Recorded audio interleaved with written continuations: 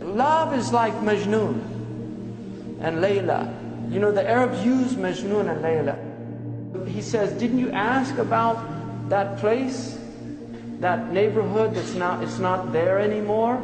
Didn't you ask about it where Layla used to live? And he said, no, indeed, I asked. But how do dead stones give me answers? You know, where did everybody go? And then he says, I go by these stones, you know, the dwelling places, and I kiss this wall and I kiss that wall. And then he says, it's not love of the walls that have enraptured my heart, but love of the one who used to live in these walls. That's why we go and visit these places. It's not the places.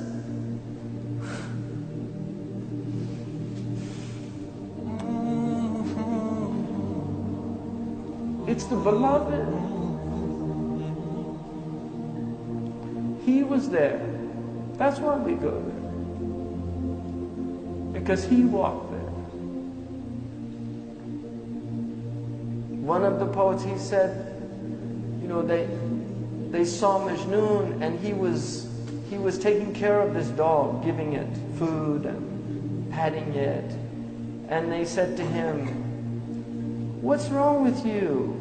Why are you treating that dog like that? And he said, don't blame me. You know, leave your blame. Because my eyes saw this dog once in the vicinity of Layla. Just the dog was near Layla, and so he has an affection towards the dog. And that's real love. That's not imagination. That's real love. A lot of modern people don't even know what love is.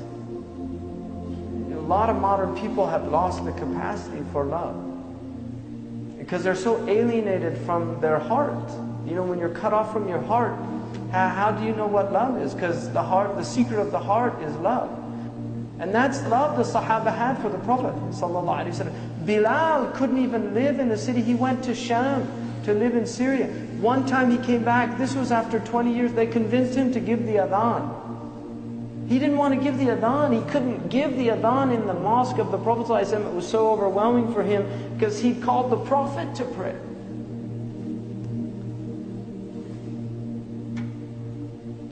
So he gave the adhan and people came flooding out of their houses in tears, thinking the Prophet ﷺ was going to come and lead them in prayer. Because that even after 20 years, that's how connected their hearts were to the Prophet ﷺ. That's love.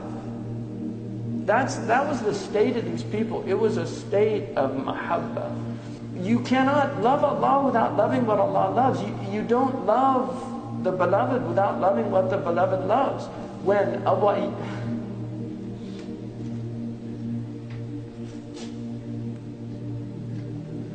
Ayyub al-Ansari,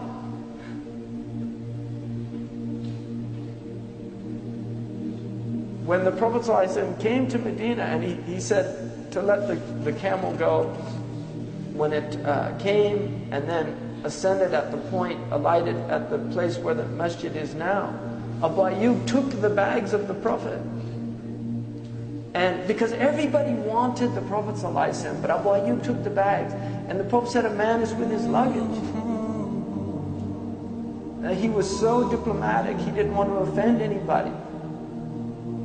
And so he went into the house and Abu Ayyub put him on the bottom floor because he wanted to honor him. It's easier to be on the bottom floor than on the top floor. You have to walk up the stairs. You can't go out as easy. He wanted him, so he and his wife went up. He couldn't, he became so constricted because he was, I don't want to put my foot where the head.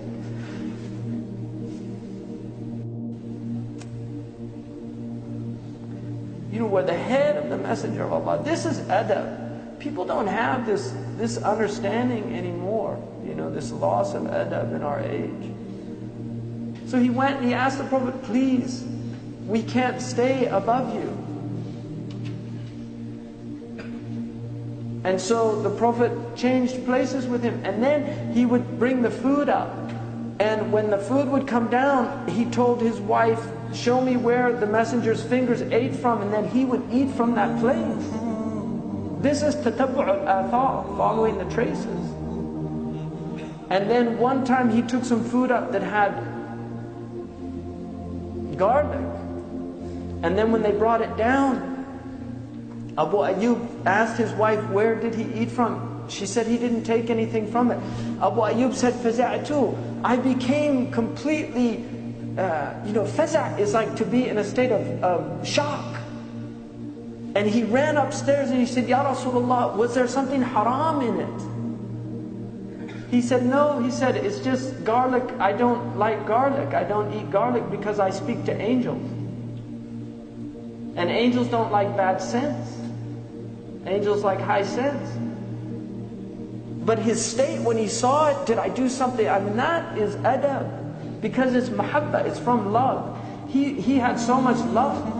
When years later, when hard times fell upon Abu Ayyub al-Ansari, he went to one of the caliph at the time and he asked him for help. And he said that the Prophet ﷺ said a time will come when people won't help. And the caliph said, what did the Prophet say to do in that time? He said, be patient. He said, well then be patient. He needed help and he left. He went to Ibn Abbas in Iraq and he went into his house and he said, Wallahi. And this is years after he said, I'll do today what you did on that day. He emptied his house, he gave it to, and then he gave him a big gift. Ibn Abbas was very wealthy. He gave him a big gift of money and treated him the same way as that's love. You love the one who loves the beloved. You love the one who loves the beloved. Jibreel in a Sahih hadith said, if Allah loves somebody, He calls Jibreel and He says, I love so-and-so, so love him also, because I love him. People of the heavens, they love.